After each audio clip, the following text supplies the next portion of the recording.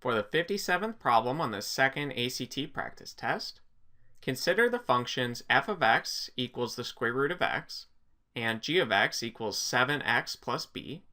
In the standard xy coordinate plane, y equals f of g of x passes through 4, 6. What is the value of b? So we're dealing with this equation here. Y is equal to f of g of x.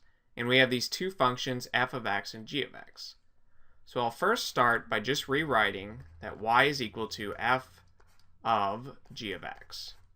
And our end goal here is to figure out what b is. But we're told that this function here passes through the point 4, 6. So essentially, we just have to figure out what this means, and then we can plug in our values 4 and 6 for x and y respectively. And when you see notation like this f of g of x, what we're looking at is what's known as a composite function.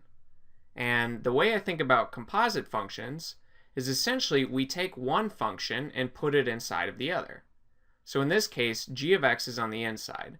So we'll take our entire function, g of x, which is right here, and plug it into our function f of x.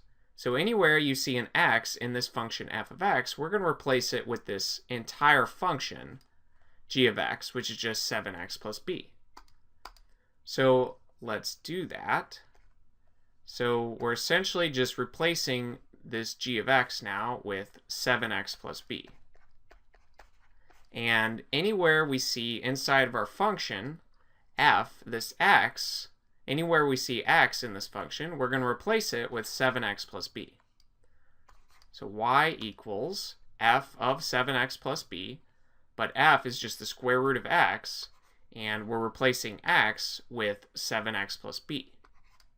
So y, in the end, since it's equal to this composite function, f of g of x, then we know y would be equal to the square root of 7x plus b.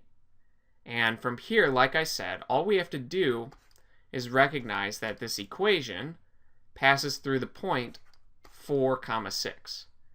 So 4 is our x value and 6 is our y value.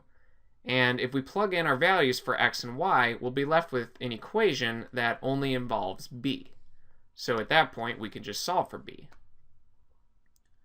So plugging in 6 for y, we'd have 6 is equal to the square root of 7 times x, but x is now 4, and then we have to add b to that.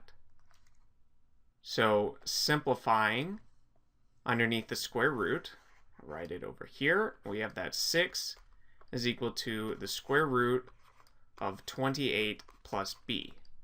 And now we just have to get rid of the square root sign. So we can square both sides of this equation, and what we get when we do that is 6 squared is equal to the square root of this expression, but we're squaring everything, so that'll essentially get rid of the square root. So we have that 28 plus b is on the right-hand side, and this is equal to 6 squared. And 6 squared is just 36.